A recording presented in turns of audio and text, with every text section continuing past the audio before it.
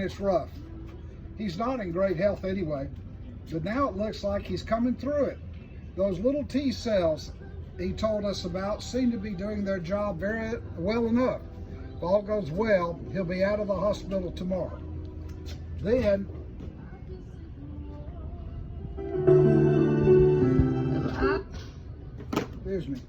then a terrible turn happens. He is suddenly in deep jeopardy, and before you can fully comprehend, he is gone. A grim irony is lost on no one.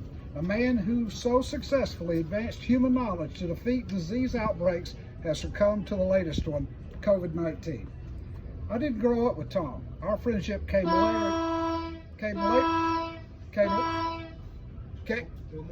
later in life through Iron Man. When you talk with Tom about his work or topics that overlapped with his work, you felt like you were getting glimpses of the inside story. Stuff that is great, that the great unwashed masses were never told. It's exciting to peek in there. On the pandemic, the Iron Man got unvarnished advice, no political filter. Here it is, graduate, Emory University, one of the first three graduates to obtain a PhD from East Tennessee State University's James H. Quillian College of Medicine. His thesis is entitled, I get this right, tonsil cell products which modify in vitro proliferation of blood lymphocytes. Am I close? Yeah.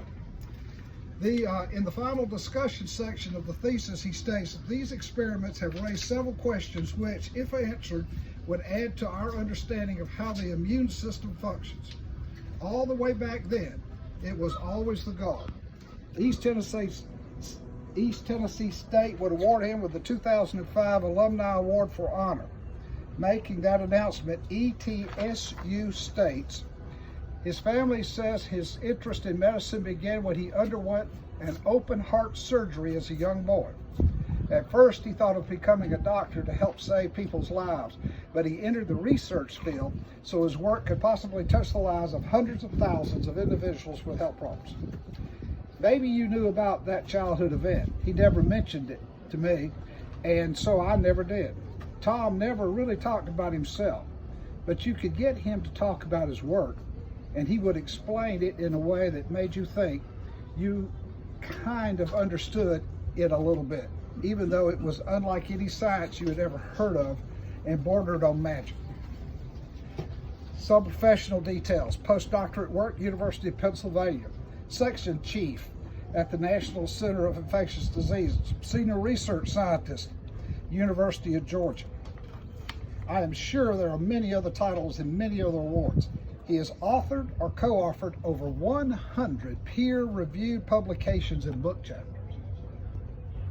Damn, I never knew that. He was busy and productive.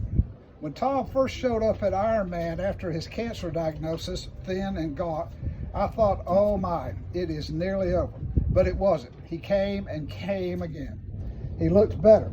He moved a little better. Clearly didn't really want to talk about his illness, but could be said that was good or would help if he was not defined by it.